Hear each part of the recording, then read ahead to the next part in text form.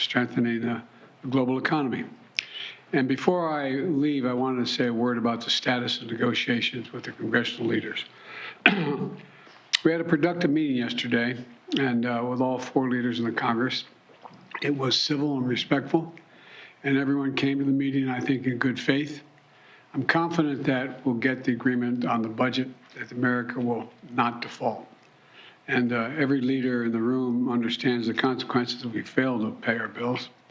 And it would be catastrophic for the American economy and the American people if we didn't pay our bills.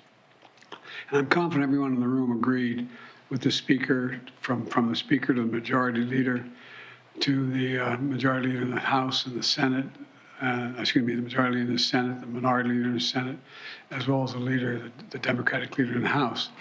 So we're going to come together because there's no alternative to do the right thing for the country. We have to move on. And to be clear, this negotiation is about the outlines of what the budget will look like, not about whether or not we're going to, in fact, pay our debts. The leaders have all agreed we will not default. Every leader has said that. And I'm proud of the progress my administration has made. We've reduced the deficit in the first 2 years by $1.7 trillion in the first 2 years. And I proposed a budget that would reduce another $3 trillion over the next decade. That includes more revenue by asking the wealthy and large corporations to begin to pay their fair share, and cutting subsidies that exist in the law now to big oil and big pharma. Yesterday, we all agreed that both the Speaker McCarthy and I would designate senior members that we would negotiate to give our authority to make agreements in detail on what we wanted. So we narrowed the group. To meet and hammer out our differences. And we've done that. In fact, they met last night, and they're going to be meeting again today. And I'll be in constant contact with my team while I'm at the G7, and be in close touch with Speaker McCarthy and other leaders as well. Now, what I have done, in anticipation that we won't get it all done till I get back, is I've cut my trip short in order to be for the final negotiations and sign the deal with the majority leader. I made clear that, and I'll say it again, America is not a deadbeat nation. We pay our bills. The nation has never defaulted on its debt, and it never will. And we're going to continue these discussions with congressional leaders in the coming days until we reach an agreement, and I'll have more to say about that on Sunday when I have a press conference on this issue.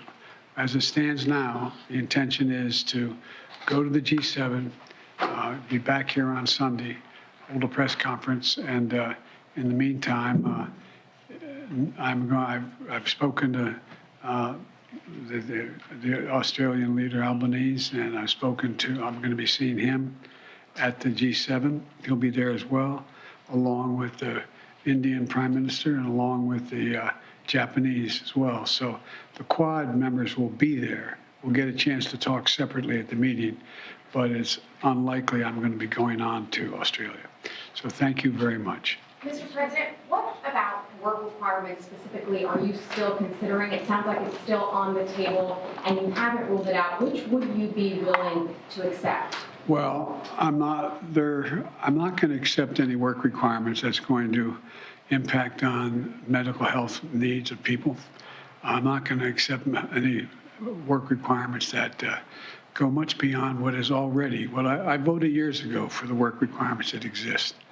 But it's possible there could be a few others, but not anything of any consequence. Thank you. What message does this send to PNG and to Australia? I know that it was important to you to focus on Asia in this trip, but this is having to be put aside. Is this almost a win for China? No, because we're still meeting. We still have 4 good allies. Will you be announcing new sanctions from Russia during the G7? With President Xi soon, sir? Whether it's soon or not, we will be meeting. You will be meeting or you will be speaking?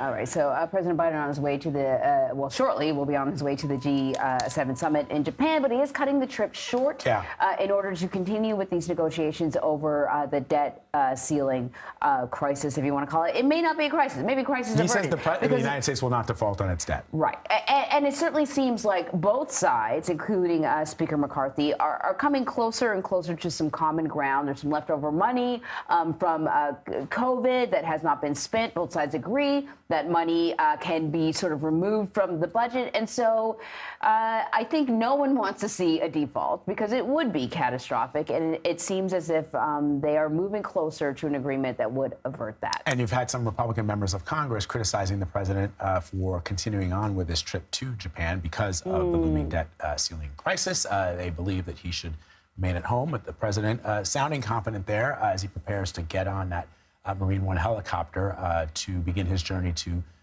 Japan. He is, as you say, Emery, cutting the trip short to get back to trying to deal with this because it's just a couple more weeks to go before things come to a head. Something interesting that Weijia Jiang said to me earlier is that, once they hammer out a deal, and one of the components of this, it seems that they're discussing, is about regulations and changing regulations for certain industries. Then you have to actually write the laws. Right. So that takes time, so it's not like a handshake and, it's all good.